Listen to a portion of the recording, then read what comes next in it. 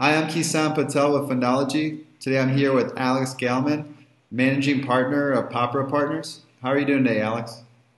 Doing well, Kison. Great. How are you? I'm doing very well. I wanted to learn a little bit more. I came across your company and see you have a fundless sponsor set up. And I want to learn about, from the very beginning, I guess, when did you decide to start acquiring a company? Sure. So Keeson, I describe this more as a search fund as opposed to a fundless sponsor. But I decided to start my search fund, Poplar Partners, a few years ago, actually, while I was at KKR. I was really enjoying my experience in the private equity world. I was at Capstone, which is the operating arm of KKR. And someone had mentioned this concept of a search fund to me, which is find a whole bunch of high net worth individuals to fund you to search for a business to buy that then you move to and become CEO of. That had just resonated perfectly with me. I was enjoying my time at KKR, but really wanted to do something a little bit entrepreneurial. So decided to leave to go figure out how to raise a search fund. Well, interesting. Now, how did you go about doing that? Yeah, so actually I went to business school to get my MBA at Stanford, particularly because the search fund model revolves around Stanford. It was invented by a professor there, Irv Grousbeck, in the late 80s, early 90s. Some of the most successful searchers, including the two founders of Asurion, which is now a multiple billion-dollar company, came out of Stanford, as well as a few other businesses. So I decided to go to the source to learn how to do it. Great. Now, did you find LPs susceptible to backing you as a search fund? Yeah, actually, I mean, that was one of the big reasons I went to business school at Stanford. Five of my professors are actually financial backers of mine, and then a good portion of the rest of the network came largely from their network. Great. That's one of the things that really caught my eye with your companies. I saw you have a list of LPs. How did you go about really developing that list? You speak with one LP and ask them who they recommend, who they would be. You know, at the end of the day, Poplar Partners is a partnership. I'm the entrepreneur and the operator, but I work with my investors. They look at every deal that I look at. I wouldn't want to go do a deal without them, and I hope that they feel similarly about each other. So I went to some of my top tier investors and said, who else should I have in? And I kept pulling in as many good people into the tent as possible. Great. So a lot of it was through your network. I'm curious to know when you're structuring this, is there any terms that you specify or agreements that you engage? Yeah, there are agreed upon terms. Somewhat. So that my search is fully agreed upon. I mean, we have documents drafted up about sort of structuring the search, and there are tentative terms for the deal that we agree upon. Of course, depending on the size of the company and the type of company, those might move a little bit, but for the most part, those are structured already. Okay. And what type of company are you looking for? A good, healthy, growing one where management wants to take some chips off the table. We, as a searcher, we can solve problems that private equity firms and strategics and other investment firms can't.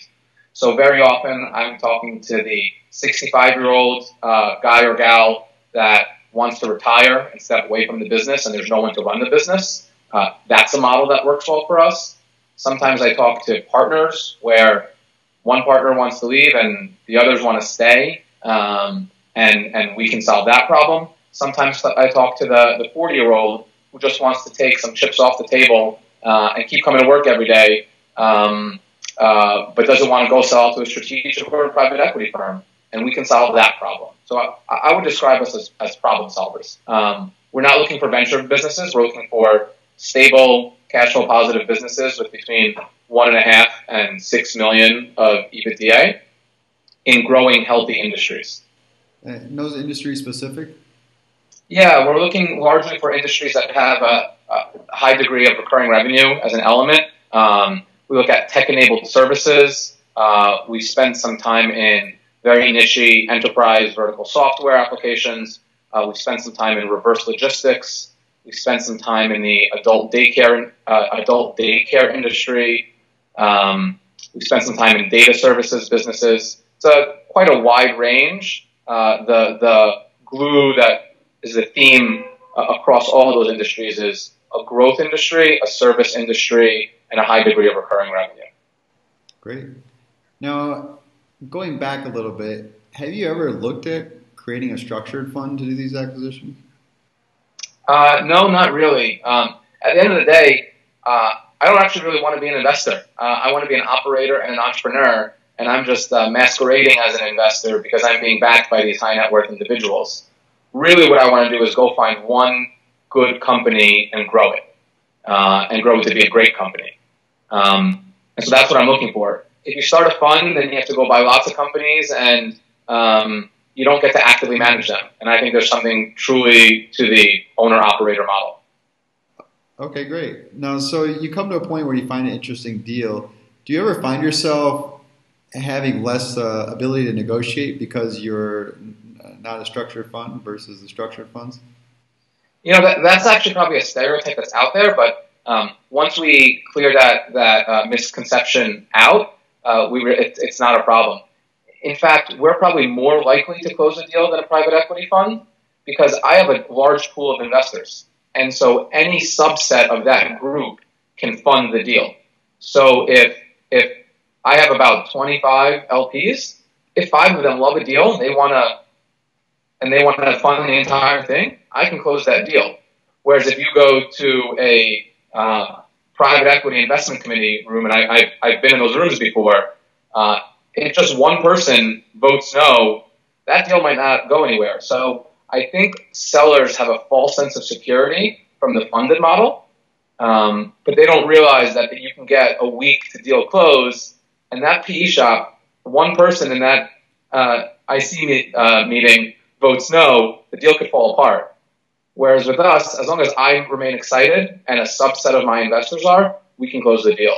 So once we clarify that for sellers, I think that they really take to our model of active ownership. Wow, that's an interesting perspective on that. Alex, what are you doing now to source deals? The proprietary deal outreach. We come up with industry ideas. We figure out the companies in those industries, and we hustle and get in touch with the owners. Okay, so a lot of direct good old-fashioned hard work. So you're doing a lot more direct outreach versus utilizing intermediaries? Yeah, we prefer the direct outreach because I think we can solve, like I said earlier, we can solve unique problems that your typical private equity firm can't. So if it's a typical vanilla private equity deal, we're not going to be as competitive as a private equity firm. Where we're competitive is where the fact that Alex Gelman is moving to wherever this company is to become CEO has real value. And to some people, that model does not work at all, and that's fine. To some people, that model is exactly what they've been looking for, and we're looking for that latter group. Great. What would you say your biggest challenges are? It's been a great ride so far. I think valuations are pretty high right now. The low rate environment is driving valuations up, and I think sellers have unrealistic expectations. I come across a lot of sellers, particularly in the size of business we're looking for, that they're looking at publicly traded comparables and expecting to see the same. And it's hard to be the bearer of bad news when you have to explain to them that they're not going to get the same liquidity and size benefit as public comps. So that's a challenge right now. Is there any specific strategies or methods you try to utilize to close those valuation gaps? I wouldn't say particular strategies beyond having discipline.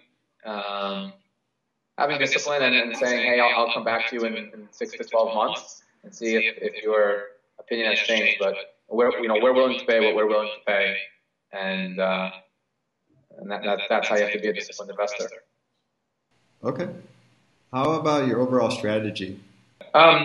So one of the nice things about our fund is because we're not a fund, we don't have this artificial hokey 4 to 7 hold period. Private equity funds need to sell a company within 4 to 7 years because they need to show a return so they can raise their next fund, because that's what PE shops do. They're in the business of fundraising and running funds. Oh, we're not. I'm looking to buy one good company and see where it goes. If the right thing to do is to run that business for 15 years, I'd be happy to do that. And our investors are very, very long-term patient investors. So sometimes the answer is sell the company in 2 years. Sometimes it's hold it for 17 years. It's actually a Shurian story. Those guys bought a small roadside towing business in the mid-90s, Kevin Tawil and Jim Ellis, and now it's a multiple billion-dollar business that they're still running, and they're actually some of our backers. Oh, great. Alex, I appreciate you taking the time to share your insight on your current search fund you're working on. And I look forward to hearing more about transactions. Great. Happy to help. Take care.